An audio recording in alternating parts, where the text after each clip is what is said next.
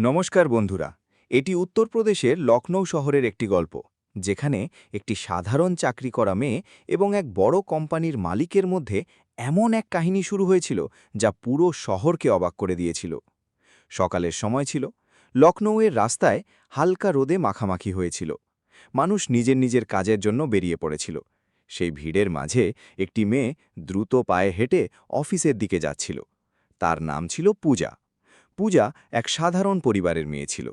তার বাবা আগে একটি ছোট দোকান চালাতেন, কিন্তু অসুস্থতার কারণে এখন বাড়িতেই থাকত। বাড়ির সব দায়িত্ব পূজার কাঁধেই ছিল। মা ঘর সামলাতেন আর ছোট ভাই পড়াশোনা করত। পূজা একটি সাধারণ সালোয়ার স্যুট পরেছিল, কিন্তু তার চোখে একটি অদ্ভুত আত্মবিশ্বাস ছিল। সে জানত যে যদি তাকে নিজের পরিবারকে সামলাতে হয়, তবে তাকে যে কোনো পরিস্থিতিতেই শক্ত হতে হবে। সে যে কোম্পানিতে কাজ করত তার নাম ছিল বিশাল এন্টারপ্রাইজেস। এই কোম্পানি পুরো শহরে খুব বড় আর নামী ছিল। এই কোম্পানির মালিক ছিল বিশাল। বিশাল এমন একটি নাম যা লখনৌয়ের প্রতিটি বড় মানুষই জানত। কোটি কোটি টাকার কোম্পানি, বড় অফিস, বিলাসবহুল গাড়ি, সব কিছুই ছিল তার কাছে, কিন্তু তার মনে একাকিত্বও ছিল, যা তাকে ভেতর থেকে কুড়ে কুড়ে খাচ্ছিল। সেদিন অফিসে পূজার একটু দেরি হয়ে গিয়েছিল। সে দৌড়ে রিসেপশন দিয়ে ভেতরে গেল এবং তাড়াতাড়ি নিজের সিটে গিয়ে বসল। আজ আবারও দেরি হয়ে গেল, তার বান্ধবী জিজ্ঞেস করল। পূজা হালকা হেসে বলল, বাড়ির কাজও তো থাকে না, সব সামলাতে হয়। এমন সময় অফিসে হইচই শুরু হয়ে গেল। স্যার এসেছেন, স্যার এসেছেন। সবাই তৎক্ষণাৎ নিজের নিজের কাজে লেগে গেল।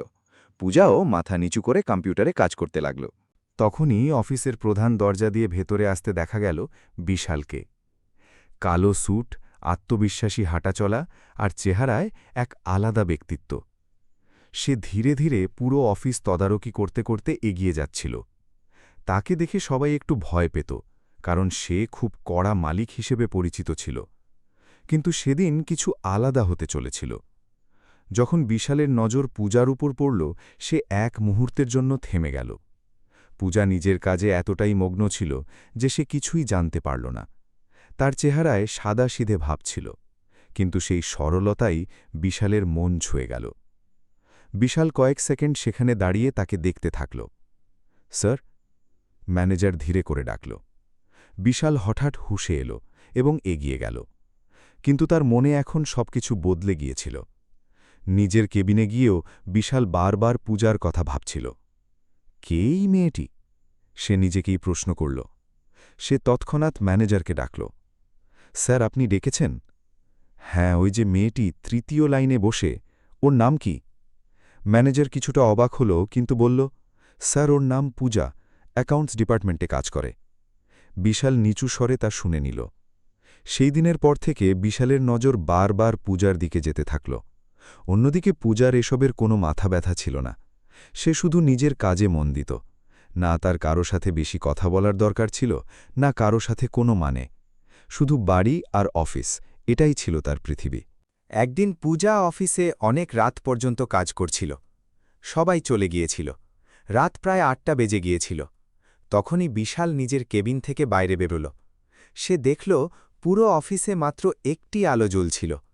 সে ধীরে ধীরে সেই দিকে এগিয়ে গেল এবং দেখল পূজা তখনও কাজ করছে। তুমি এখনও যাওনি? বিশাল জিজ্ঞেস করল। পূজা হঠাৎ চমকে গেল। স্যার, কাজটা শেষ করতে হতো, তাই থেকে গেলাম। এত রাত পর্যন্ত কাজ করার দরকার নেই, কালও করতে পারতে। পূজা মাথা নিচু করে বলল, স্যার, আজ যদি শেষ না করি তবে কাল কাজের চাপ আরও বেড়ে যাবে। বিশাল তার কথা শুনে একটু হাসল। সে প্রথমবার কাউকে এত দায়িত্ব নিয়ে কাজ করতে দেখল। ঠিক আছে, কিন্তু এরপর থেকে এত রাত করবে না। জি স্যার। সেই দিনের পর থেকে বিশালের দৃষ্টিভঙ্গি বদলাতে শুরু করল।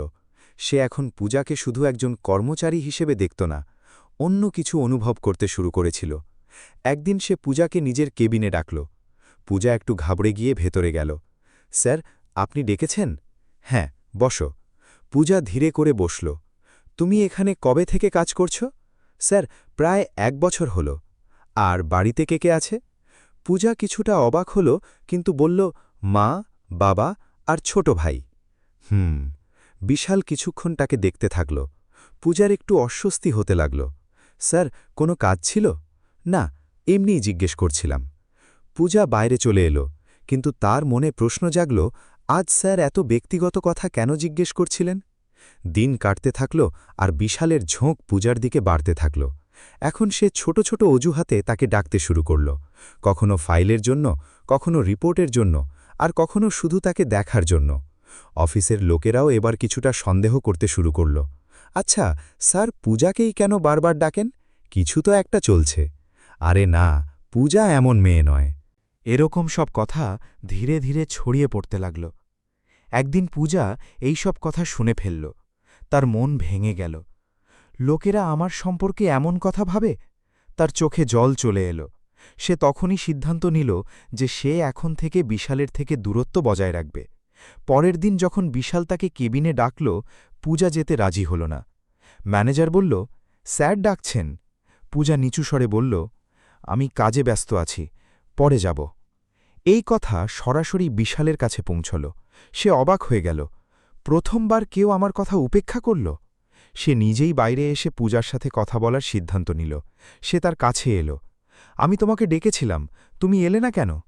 পূজা তার দিকে না তাকিয়েই বলল, স্যার আমি কাজে ব্যস্ত ছিলাম। এতটাও জরুরি কাজ ছিল যে মালিকের কথা উপেক্ষা করলে? এবার পূজা তার দিকে তাকাল।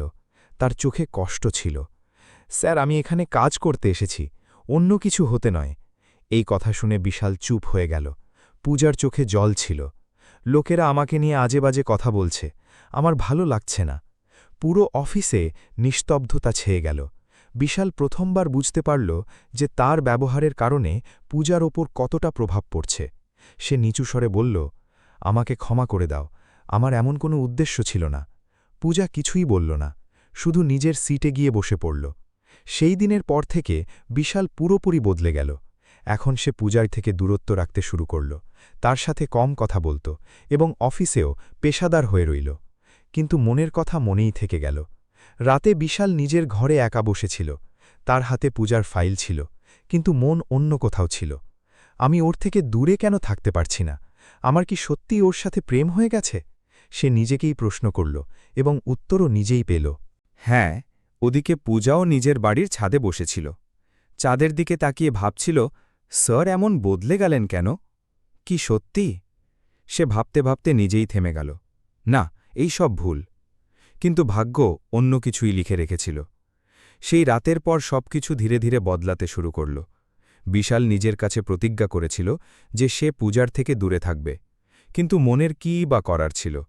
প্রতিদিন সকালে সে যখন অফিসে আসত, তখন সবার আগে তার নজর সেই ডেস্কের ওপরেই যেত যেখানে পূজা বসত। এখন সে তাকে সরাসরি দেখত না, কিন্তু চুপি চুপি তার প্রতিটি নড়াচড়ার ওপর নজর রাখত। অন্যদিকে পূজাও বদলে গিয়েছিল। আগে সে প্রাণ খুলে হাসত, বন্ধুদের সাথে কথা বলত, কিন্তু এখন সে শান্ত থাকতে শুরু করেছিল। অফিসে এসেই সরাসরি নিজের সিটে গিয়ে বসত, কাজ করত, আর সময় শেষ হতেই চলে যেত। না কারো সাথে বেশি কথা, না কারো সাথে কোনো মানে। একদিন অফিসে এক বড় মিটিং রাখা হলো। সব সিনিয়র স্টাফদের ডাকা হয়েছিল। পূজাকেও ডাকা হয়েছিল, কারণ সে অ্যাকাউন্টসের সবচেয়ে পরিশ্রমী কর্মচারী ছিল। মিটিং রুমে সবাই বসেছিল, আর সামনে ছিল বিশাল। আজ তাকে খুব গম্ভীর দেখাচ্ছিল। সে বলল, আজ আমরা এক নতুন প্রজেক্ট শুরু করতে চলেছি, আর এই প্রজেক্টের দায়িত্ব আমি এমন একজনকে দিতে চাই যে সৎ হবে, পরিশ্রমী হবে, আর যাকে আমি বিশ্বাস করতে পারব। সবাই একে অপরের দিকে তাকাতে লাগল। তখনই বিশাল বলল, এই দায়িত্ব আমি পূজাকে দিতে চাই। পুরো ঘরে নিস্তব্ধতা ছেয়ে গেল। কেউ বিশ্বাস করতে পারল না। পূজা নিজেও অবাক হয়ে গিয়েছিল। স্যার, আমি? সে নিচু স্বরে বলল, হ্যাঁ তুমি। বিশাল শান্ত গলায় বলল, আমার তোমার ওপর বিশ্বাস আছে। বাকি কর্মচারীদের মুখ ভার হয়ে গেল। কারও এই সিদ্ধান্ত পছন্দ হল না। স্যার, এখানে অনেক সিনিয়র মানুষ আছেন, একজন ম্যানেজার বলল। তাদের ছেড়ে একজন জুনিয়রকে এত বড় দায়িত্ব? বিশাল তার দিকে তাকাল। যোগ্যতা পদের চেয়ে বড় হয়। ঘরে আবার নিস্তব্ধতা ছেয়ে গেল। মিটিং শেষ হল, সবাই বাইরে বেরোতে লাগল। পূজা তখনও সেখানেই দাঁড়িয়েছিল, যেন সে বুঝতেই পারছিল না যে কি হল। বিশাল তার কাছে এলো।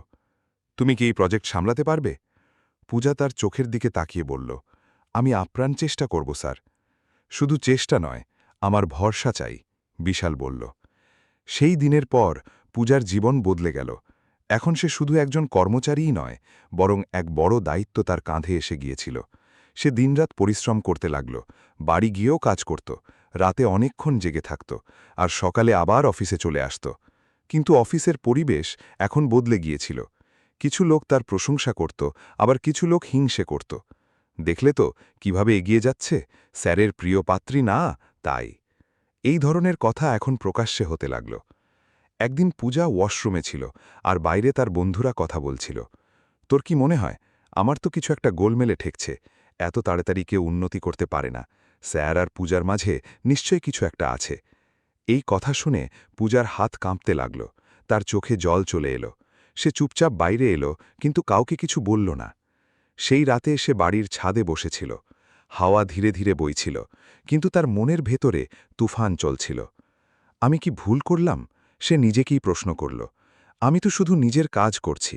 তার চোখ থেকে জল ঝরতে লাগল। পরের দিন অফিসে পূজা এক বড় সিদ্ধান্ত নিল। সে সোজা বিশালের কেবিনে গেল, দরজায় টোকা দিল। আসতে পারি স্যার? হ্যাঁ, এসো। পূজা ভেতরে গেল আর সোজা তার সামনে গিয়ে দাঁড়াল। স্যার, আপনার সাথে আমার একটা জরুরি কথা আছে। বিশাল তার দিকে তাকিয়ে বলল, হ্যাঁ বলো। পূজা একটা দীর্ঘশ্বাস নিল। স্যার, আমি এই প্রজেক্ট ছেড়ে দিতে চাই। বিশাল চমকে গেল। কি? কিন্তু কেন? পূজার গলা কাঁপছিল। কারণ লোকেরা আজেবাজে কথা বলছে স্যার, আমাকে নিয়ে, আপনাকে নিয়ে। আমি এসব সহ্য করতে পারছি না। কয়েক সেকেন্ড ঘরে নিস্তব্ধতা বজায় থাকল। তারপর বিশাল ধীরে করে বলল, তাহলে তুমি লোকের কথায় ভয় পেয়ে নিজের স্বপ্ন ছেড়ে দেবে? পূজার চোখে জল চলে এলো। স্যার, এটা শুধু আমার ব্যাপার নয়, এটা আমার পরিবারের সম্মানের প্রশ্ন। বিশাল উঠে তার কাছে এলো। আর তোমার পরিশ্রম, তোমার প্রতিভা, সেগুলোর কি হবে? সেগুলো কি সব বৃথা যাবে শুধুমাত্র লোকেরা কি ভাবে সেই কারণে? পূজা চুপ করে রইল। তার কাছে কোনো উত্তর ছিল না। বিশাল নিচু স্বরে বলল, আমি মানছি যে হয়তো আমার কারণে তোমাকে এসব সহ্য করতে হচ্ছে, কিন্তু তুমি যদি পিছিয়ে যাও তবে লোকেরা এটাই বলবে যে তুমি সত্যিই ভুল ছিলে। এই কথা পূজার মনে ধরল। আর তুমি যদি শক্ত হয়ে দাঁড়িয়ে থাকো তবে একদিন এই লোকেরাই তোমার প্রশংসা করবে। পূজা ধীরে ধীরে চোখের জল মুছল আর বলল, ঠিক আছে স্যার, আমি এই প্রজেক্ট শেষ করব। বিশালের মুখে হালকা হাসি ফুটে উঠল। দিন কাটতে লাগল, আর পূজা নিজের পরিশ্রম দিয়ে সবাইকে জবাব দিতে শুরু করল। সে প্রজেক্টটি এত সুন্দরভাবে সামলাল যে ধীরে ধীরে সবার চিন্তাভাবনা বদলাতে শুরু করল। এখন সেই সব লোক যারা আগে কথা শোনাত, তারাই তার প্রশংসা করতে লাগল। কিন্তু কাহিনী এখানে শেষ হল না। একদিন কোম্পানিতে এক বড় ক্লায়েন্ট আসার কথা ছিল। এটি প্রজেক্টের সবচেয়ে গুরুত্বপূর্ণ দিন ছিল। পূজা পুরো প্রস্তুতি নিয়ে রেখেছিল। মিটিং শুরু হল। পূজা প্রেজেন্টেশন দিতে শুরু করল। তার গলায় আত্মবিশ্বাস ছিল, আর প্রতিটি কথায় পরিশ্রম ফুটে উঠছিল। ক্লায়েন্ট খুব খুশি হল। চমৎকার কাজ, সে বলল। পুরো ঘরে হাততালির শব্দ শোনা গেল। বিশালের চোখে গর্ব ছিল, কিন্তু সেই সাথে অন্য কিছুও ছিল, এমন কিছু যা সে আর লুকিয়ে রাখতে পারছিল না। মিটিং শেষ হল, সবাই বাইরে চলে গেল, কিন্তু পূজা সেখানেই দাঁড়িয়েছিল। স্যার, ধন্যবাদ, সে বলল। ধন্যবাদ আমাকে নয়, নিজেকে দাও, বিশাল বলল। কিছুক্ষণের জন্য দুজনেই চুপ করে রইল। তারপর হঠাৎ বিশাল বলল, পূজা, আমার তোমাকে কিছু বলার আছে। পূজার বুক ধরফর করতে লাগল। আমি অনেক দিন ধরেই এই কথাটা বলতে চাইছিলাম। পূজা তার দিকে তাকাল। আমি জানি না এটা ঠিক না ভুল, কিন্তু আমি আর এটা লুকিয়ে রাখতে পারছি না। ঘরে নিস্তব্ধতা ছিল। পূজা, আমি তোমাকে ভালোবেসে ফেলেছি। এই কথা শোনা মাত্রই যেন সময় থেমে গেল। পূজার মুখ ফ্যাকাশে হয়ে গেল, তার চোখ বড় বড় হয়ে গেল, আর বুক যেন ধক করে উঠল। স্যার, এ কি বলছেন আপনি? তার গলা কাঁপছিল। বিশাল শান্ত গলায় বলল, আমি সত্যি বলছি। আমি জানি যে আমি তোমার মালিক, আর এসব হয়তো ভুল মনে হতে পারে, কিন্তু আমার মন আর আমার বশে নেই। পূজা এক পা পিছিয়ে গেল। না স্যার, এটা ভুল। আপনি আর আমি আলাদা জগতের মানুষ। ভালোবাসা জগৎ দেখে না পূজা, বিশাল বলল। কিন্তু সমাজ দেখে স্যার, পূজা উত্তর দিল। লোকে কি বলবে? আমার পরিবারের কি হবে? তার চোখে জল ছিল। আমি অনেক কষ্টে এই সম্মান অর্জন করেছি, আমি এটা হারাতে পারব না। বিশাল চুপ হয়ে গেল। সে কখনো ভাবেনি যে তার একটি কথা পূজাকে এতটা অস্থির করে দেবে। আমি তোমাকে জোর করব না, সে নিচু স্বরে বলল। এটা তোমার সিদ্ধান্ত। পূজা কিছুই বলল না, শুধু চোখের জল মুছল আর বাইরে চলে গেল। সেই দিনের পর সব কিছু বদলে গেল। পূজা এখন বিশালের সাথে চোখাচোখি হওয়াও এড়িয়ে চলতে লাগল, আর বিশাল আগের চেয়েও বেশি একা হয়ে গেল। কিন্তু আসল তুফান আসা তখনও বাকি ছিল। সেই দিনের পর অফিসের পরিবেশ পুরোপুরি পাল্টে গেল। পূজা আর আগের মতো ছিল না। তার চোখে আগে যে আত্মবিশ্বাস ছিল, তার বদলে এখন এক অদ্ভুত ভয় আর দ্বিধা এসে গিয়েছিল। সে চেষ্টা করত যেন বিশালের সামনে না পড়তে হয়। যদি সামনে চলেও আসত, তবে নজর নিচু করে নিত। অন্যদিকে বিশালও বদলে গিয়েছিল। এখন সে পূজাকে দেখে কিছুই বলত না, শুধু দূর থেকে দেখত আর চুপচাপ নিজের কেবিনে চলে যেত। তার চেহারায় এখন আর কঠোরতা নয়, বরং এক যন্ত্রণা ফুটে উঠত। দিন কাটতে লাগল, কিন্তু দুজনের মাঝের দূরত্ব বেড়েই চলল। একদিন অফিসে হঠাৎ হইচই শুরু হল। শুনলে তো? কি? পূজা আর বিশালের ব্যাপারে? আরে হ্যাঁ, আমিও শুনেছি, স্যার নিজে ওকে প্রপোজ করেছেন। এই কথাগুলো এখন ফিসফিসরি ছাড়িয়ে প্রকাশ্যে হতে লাগল। কেউ এই কথাটা বাইরে ফাঁস করে দিয়েছিল, আর এখন পুরো অফিস এই আলোচনাতেই মত্ত ছিল। পূজা যখন অফিসে পৌঁছল, তখন সবার নজর তার ওপর ছিল। কেউ তাকে দেখে হাসছিল, তো কেউ বিদ্রুপ করছিল। সে চুপচাপ নিজের সিটে গিয়ে বসল, কিন্তু তার বুক খুব ধড়ফড় করছিল। কিছুক্ষণ পরেই তার ফোনে একটা কল এলো। হ্যালো, পূজা বলছ? হ্যাঁ, আমি তোমার বাবার বন্ধু বলছি, তুমি এক্ষুনি বাড়ি চলে এসো। পূজা ঘাবড়ে গেল। কি হয়েছে? সব ঠিক আছে তো? তুমি শুধু তাড়াতাড়ি চলে এসো। তার বুক কেঁপে উঠল। সে তৎক্ষণাৎ অফিস থেকে বেরিয়ে পড়ল। বাড়ি পৌঁছতেই সে দেখল যে তার বাবা রাগে বসে আছেন, মা কাঁদছিলেন, আর প্রতিবেশীরাও বাড়িতে ছিল। এসব কি? পূজা ঘাবড়ে গিয়ে জিজ্ঞেস করল। তার বাবা খবরের কাগজটি তার সামনে ছুঁড়ে দিলেন। শিরোনাম ছিল, বড় কোম্পানির মালিক নিজেরই কর্মচারীর প্রেমে পড়েছেন, অফিসে চলছিল প্রেমলীলা। পূজার হাত কাঁপতে লাগল। এসব কি পূজা? তার বাবা চিৎকার করে উঠলেন। বাবা, এসব মিথ্যে, মিথ্যে! পুরো শহরে এই খবর ছড়িয়ে গেছে, লোকে কি বলবে? পূজার চোখ দিয়ে জল ঝরতে লাগল। আমি কিছু ভুল করিনি বাবা, তাহলে এসব কি করে হলো? পূজা চুপ হয়ে গেল। তার মা তার কাছে এলেন। মা, সত্যি বলো, কি চলছে? পূজা কাঁদতে কাঁদতে বলল, মা, স্যার আমাকে ওনার মনের কথা বলেছিলেন, কিন্তু আমি মানা করে দিয়েছিলাম। আমি কিছু ভুল করিনি। বাড়িতে নিস্তব্ধতা ছেয়ে গেল। তার বাবা রাগে উঠে দাঁড়ালেন। কাল থেকে তুমি ওই অফিসে যাবে না। কিন্তু বাবা, আমি বলে দিয়েছি তো, ব্যাস। পূজা ভেঙে পড়ল। তার মনে হল তার সব পরিশ্রম, সব কিছু শেষ হয়ে গেল। ওদিকে অফিসেও পরিস্থিতি খুব খারাপ হয়ে গিয়েছিল। মিডিয়া কোম্পানির বাইরে চলে এসেছিল, ক্যামেরা, মাইক আর রিপোর্টার। স্যার, এটা কি সত্যি যে আপনাদের মধ্যে প্রেম চলছে? আপনি কি নিজের ক্ষমতার অপব্যবহার করেছেন? বিশাল চুপ ছিল। তার কাছে এসব খুব বড় এক ধাক্কা ছিল। সে বুঝতে পেরেছিল যে এসবই কারো চক্রান্ত। সে তৎক্ষণাৎ ম্যানেজারকে ডাকল। খুঁজে বার করো এই খবর কে বাইরে ফাঁস করেছে। ম্যানেজার তদন্ত শুরু করল। কিছুক্ষণের মধ্যেই এক চাঞ্চল্যকর সত্য সামনে এলো। এসবই করেছিল রাকেশ। রাকেশ ছিল কোম্পানির সিনিয়র ম্যানেজার, যার সব সময় পূজার উন্নতিতে হিংসে হতো। সেই রাকেশই মিডিয়াকে এই খবরটি দিয়েছিল, যাতে পূজা আর বিশাল দুজনেরই সম্মান নষ্ট হয়ে যায়।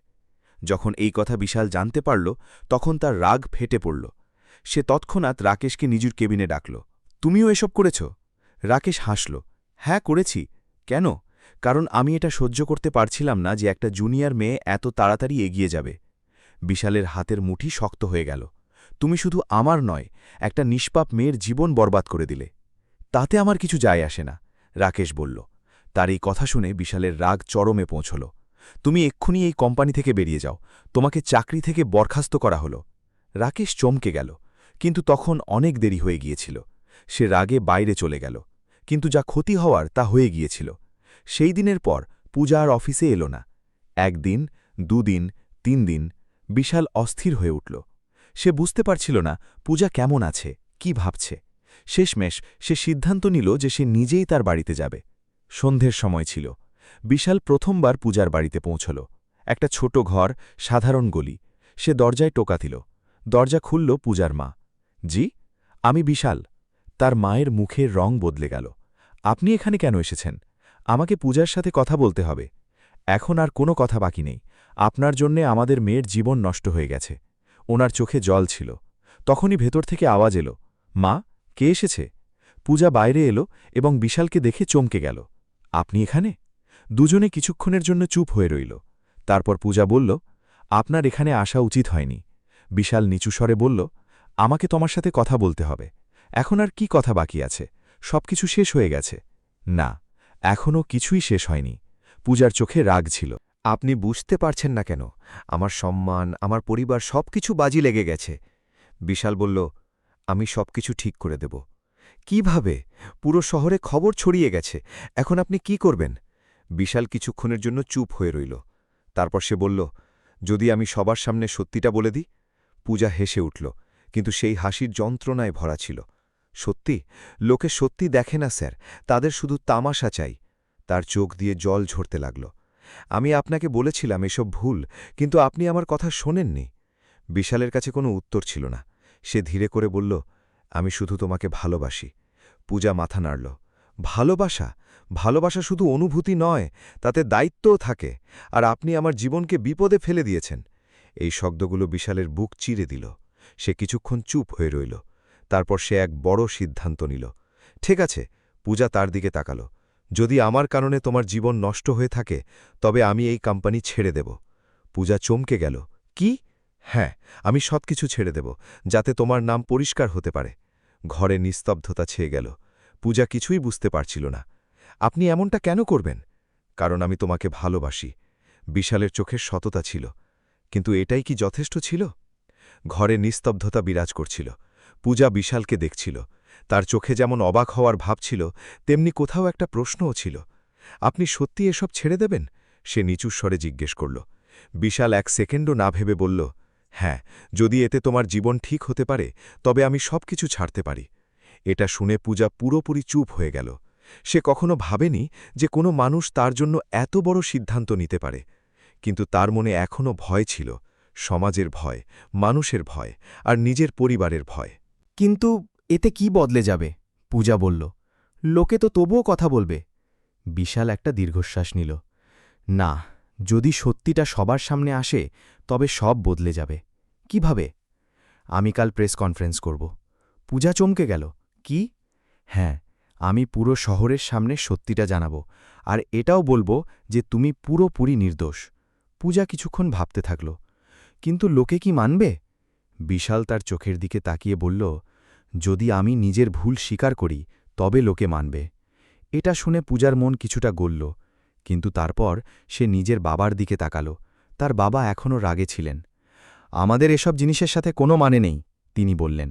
আমাদের মেয়ে আর ওই অফিসে আর যাবে না। পূজার চোখে জল চলে এলো। বাবা, আমি কিছু ভুল করিনি। কিন্তু দুনিয়া তো এটাই মানছে, তার মা নিচুস্বরে বললেন। মা, আমাদের শুধু তোর খুশি চাই। পূজা এখন পুরোপুরি ভেঙে পড়েছিল। সেই রাতে সে আবার ছাদে বসেছিল, কিন্তু এইবার তার কাছে দুটি রাস্তা ছিল। এক রাস্তা সবকিছু ছেড়ে দেওয়া, দ্বিতীয় রাস্তা সত্যের জন্য লড়াই করা। আর অন্যদিকে বিশাল নিজের বাড়িতে বসেছিল। সে তার ল্যাপটপ খুলল আর প্রেস কনফারেন্সের প্রস্তুতি নিতে লাগল। তার চোখে শুধু একটাই জিনিস ছিল, সত্য। পরের দিন পুরো লখনৌ শহরে হইচই পড়ে গেল। নিউজ চ্যানেল, সোশ্যাল মিডিয়া, সব জায়গায় একটাই খবর ছিল। আজ বিকেল ৫টায় বিশাল এন্টারপ্রাইজেসের মালিক বড় তথ্য ফাঁস করবেন। মানুষের ভিড় জমতে শুরু করল। বিকেল ৫টায় প্রেস কনফারেন্স শুরু হল। ক্যামেরা, মাইক আর রিপোর্টারদের নজর শুধু একজন মানুষের ওপর ছিল। বিশাল স্টেজে এলো। তার মুখ শান্ত ছিল, কিন্তু চোখে এক গভীরতা ছিল। নমস্কার, সে বলল। আজ আমি এখানে একটি সত্য বলতে এসেছি। পুরো হলে নিস্তব্ধতা ছেয়ে গেল। গত কয়েকদিন ধরে যে খবরগুলো ছড়ানো হচ্ছে, তার মধ্যে অনেক কিছুই মিথ্যে। রিপোর্টাররা মন দিয়ে শুনছিলেন। হ্যাঁ, এটা সত্যি যে আমি আমার কোম্পানির একজন কর্মচারীকে আমার মনের কথা বলেছিলাম। এটা শুনে সবাই চমকে গেল। কিন্তু এটাও সত্যি যে সেই মেয়েটি আমাকে সরাসরি মানা করে দিয়েছিল।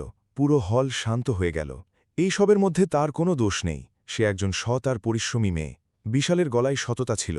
যদি কারোর ভুল হয়ে থাকে, তবে সেটা আমার। এটা শুনে প্রত্যেকে অবাক হয়ে গেল। আমি আমার পদের অপব্যবহার করিনি। আমি শুধু একজন সাধারণ মানুষের মতো মনের কথা বলেছিলাম। কিন্তু আমার বোঝা উচিত ছিল যে এতে তার জীবনে কী প্রভাব পড়বে। তার চোখে অনুশোচনা ছিল, এবং সেই কারণে সবার নজর তার উপর আটকে গিয়েছিল। আমি আজ থেকে বিশাল এন্টারপ্রাইজেসের পদ ছেড়ে দিচ্ছি। পুরো শহর শোরগোলে ভরে উঠল। কি স্যার, আপনি কি সিরিয়াস?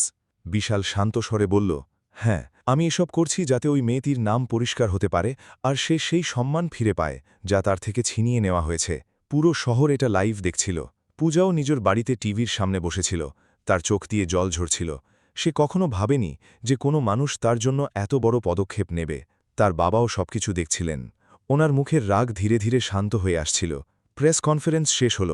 পুরো শহর এখন একটাই কথা বলছিল, মেয়েটি নির্দোষ ছিল, ভুল তো মালিকের ছিল। মানুষের চিন্তাভাবনা বদলাতে শুরু করল। পরের দিন পূজা বাড়ি থেকে বাইরে বেরোল। প্রথমবার সে মানুষের চোখে বিদ্রূপ নয়, বরং সম্মান দেখতে পেল। তার বাবা তার কাছে এলেন। মা, আমাদের ক্ষমা করে দিস। পূজা কেঁদে ফেলল। বাবা, আপনি এমন কথা বলবেন না। তিনি তাকে জড়িয়ে ধরলেন। কিছুদিন পর পূজার কাছে একটা কল এলো। হ্যালো পূজা, আমরা আপনাকে একটা নতুন কোম্পানিতে সিনিয়র পোস্টে নিয়োগ করতে চাই। পূজা চমকে গেল। তার পরিশ্রম এখন রং আনতে শুরু করেছিল।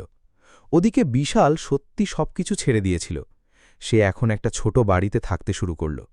আগের মতো বিলাসিতা ছিল না, কিন্তু তার মনে শান্তি ছিল। একদিন পূজা সিদ্ধান্ত নিল সে বিশালের সাথে দেখা করতে যাবে। সে তার বাড়িতে পৌঁছল, দরজায় টোকা দিল। বিশাল দরজা খুলল। দুজনে একে অপরকে দেখে কিছুক্ষণ চুপ করে রইল। তুমি এখানে? পূজা ভেতরে এলো। আপনি এসব কেন করলেন? বিশাল হেসে বলল, কারণ তুমি এটার যোগ্য। পূজার চোখে জল চলে এলো। আপনি নিজের পুরো জগৎ ছেড়ে দিলেন, আর তুমি তোমার সম্মান বাঁচিয়ে নিলে। দুজনে কিছুক্ষণ চুপ করে রইল।